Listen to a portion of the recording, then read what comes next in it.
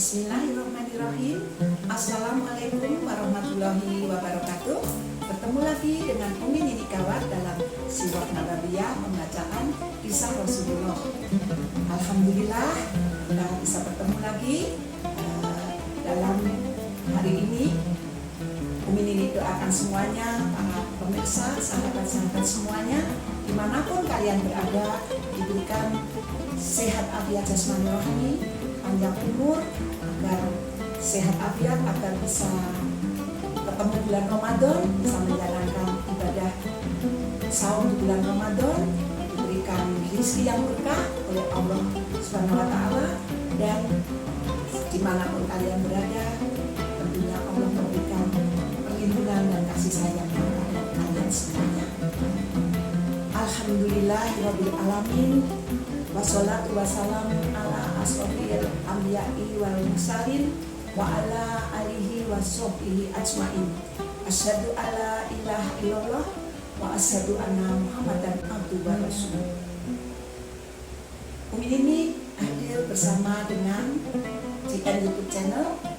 Jangan lupa apabila melihat Umi Nini agar Umi tetap semangat untuk like, komen, subscribe, dan bagikan. Terima kasih. Masih dalam pandemi COVID-19 ini, kita ikuti protokol kesehatan yang dianjurkan oleh pemerintah 5M. Apabila keluar rumah, memakai masker, mencuci tangan dengan sabun, jaga jarak, menghindari kerumunan, mengurangi mobilitas, dan jangan lupa juga olahraga dan makan yang cukup dan bergizi. Oke, kita mulai. Allahumma sholli ala sayyidina Muhammad wa ala ali sayyidina Muhammad. Yang ke-82 ini adalah Kota Mekah sangat terkejut.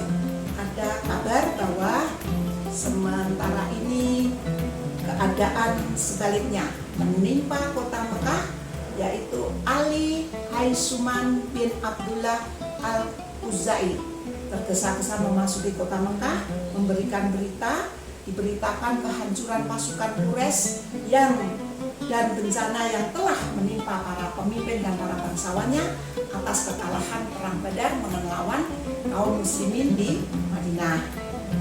Pemimpin besar, para pemimpin pembesar dan bangsawan, mulanya orang Mekah tidak percaya, dikira yang memberi kabar tadi mengigo itu, yaitu Al-Haisuman bin Abdullah Al-Uzai tadi dikira mengigo.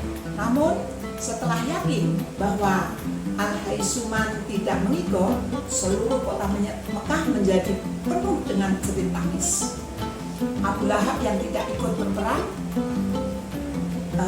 juga sangat terpukul, terkejut, dan mendengar berita ini. Lalu berita yang sangat mengerikan bagi Abu Lahab, dia bilang tidak mungkin, katanya seperti itu. Demikian igonya, keesok harinya ia jatuh sakit dan menderita demam selama 7 hari. Akhirnya Abu Lahab meninggal dunia. Para pemuka Quraisy pun berkumpul untuk memutuskan yang akan mereka lakukan. Ingat, sesedih apapun hati ini, kita jangan sampai terdengar oleh Muhammad dan kawan-kawannya seperti itu. Jangan kita berduka cita yang sangat berlebihan. Demikian kata salah seorang dari di antara mereka. Jika Muhammad dan teman-temannya mendengar, dia pasti akan menyorangi kita. Itu pikiran mereka seperti itu.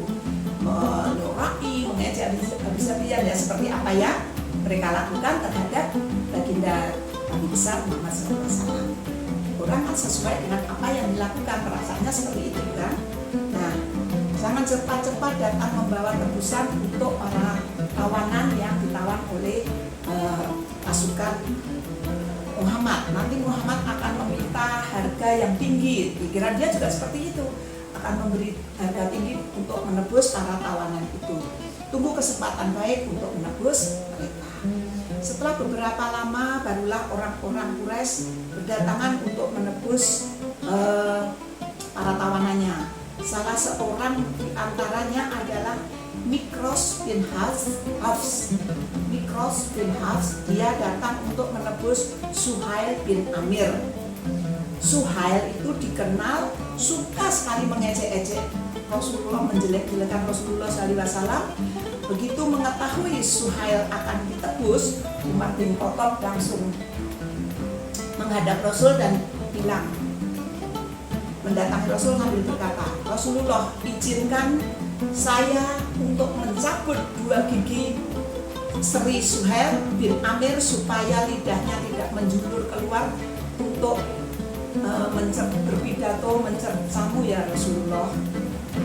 Dia sangat sekali, paling suka mengejek Rasul di mana-mana, dimanapun dia berada. Nah, namun Rasulullah SAW menjawab permintaan Umar bin Khattab dengan jawaban yang begitu agung.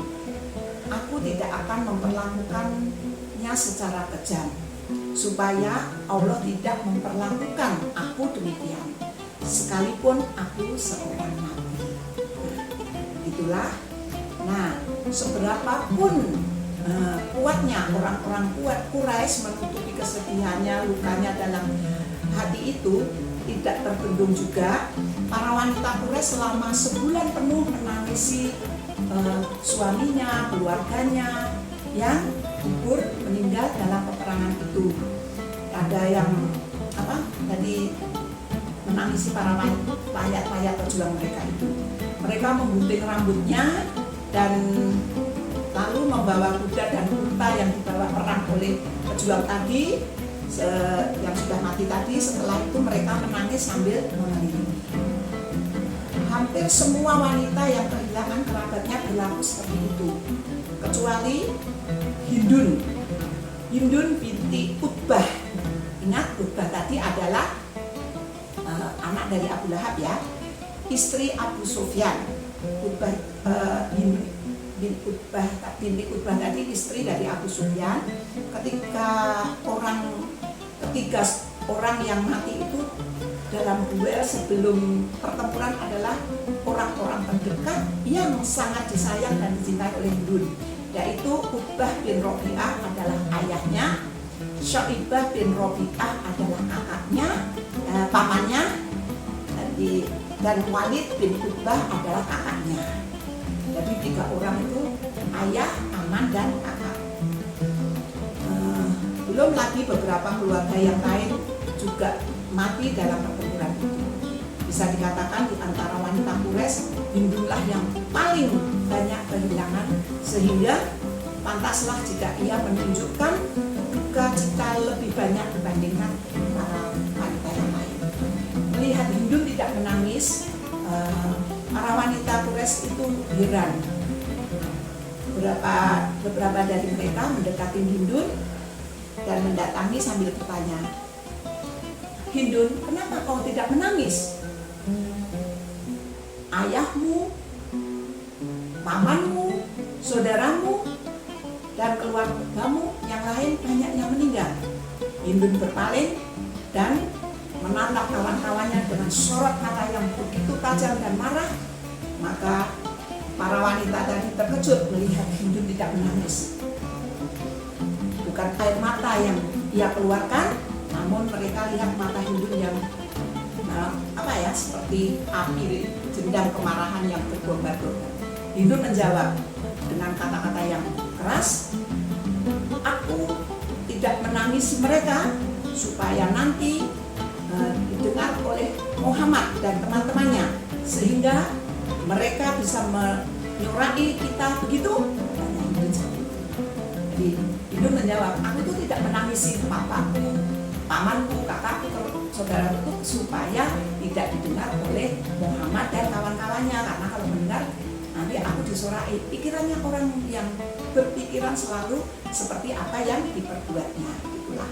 Dan supaya juga wanita-wanita Khazraj yang juga bisa menyurai kita. Tidak, aku harus menuntut balas kepada Muhammad dan kawan-kawan. Haram bagi aku memakai minyak wangi sebelum kita bisa memerangi Muhammad. Sungguh, kalau aku dapat mengetahui bahwa kesedihan yang dapat hilang dari hatiku, tentu aku akan menangis. Tetapi kesedihan itu baru akan hilang kalau mayat orang yang telah membunuh bapakku, ayahku, pamanku, saudaraku, kakakku, dan keluargaku itu sudah itu kan orang yang aku cintai, dia sudah mati, kulihat dengan mata kepalaku sendiri. Setelah itu Hindun benar-benar menjalankan sumpahnya. Dia tidak memakai minyak wangi atau mendekati suaminya.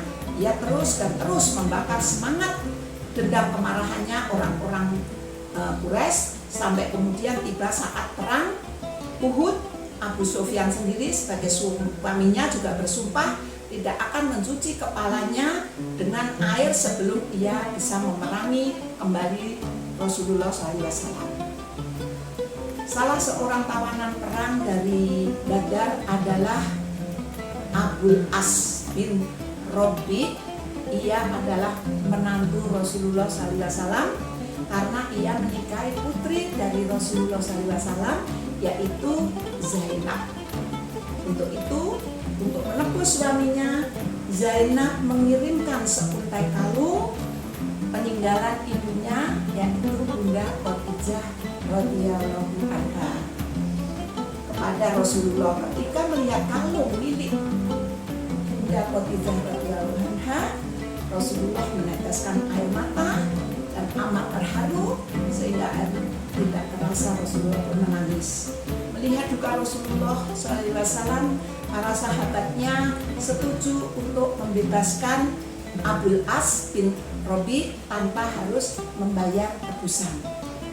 Rasulullah SAW mengembalikan kalung ke Khadijah, ibunda Khadijah radhiyallahu anhu, kepada Abul As dan meminta agar Abul As menceraikan Zainab. Menurut hukum Islam, seorang wanita mukmin tidak bisa dinikahi, tidak boleh dinikahi oleh laki-laki kafir. Abul As menyetujui permintaan baginda Rasulullah. Demikianlah pertemuan kita hari ini. Jangan lupa sekali lagi kita harus paham dan mengetahui kisah perjuangan baginda Rasulullah lewat sirah nabawiyah yang Umi Nini bacakan. Apabila ada tutur kata yang Umi Nini mengeluarkan lagi salah, ada kurang yang betul, mohon bisa dimaafkan. Kita tutup dengan bacaan doa kafaratul majlis.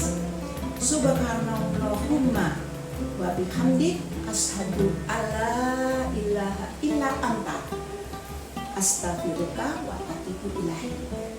Billahi taufiq wal hidayah.